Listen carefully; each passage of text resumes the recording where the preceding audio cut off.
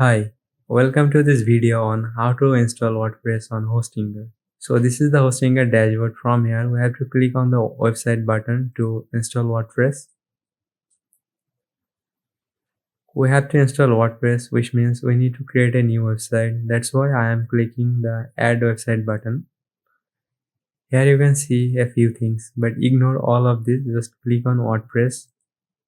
Now they will ask you for some information. For example, which language do you want to put in the WordPress, admin email and password, etc. Here I keep language as English and I'm giving my email and a strong password and I'm clicking the next button. Here you have to select the category of your website. I'm selecting online store in case I want to create it an e-commerce website. Again click next.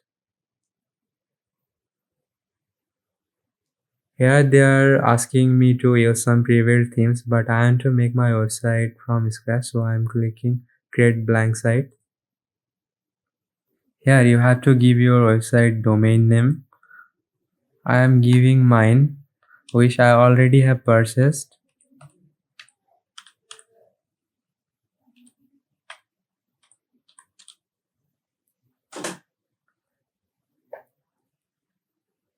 I am using a subdomain. It will automatically create a subdomain under my main domain.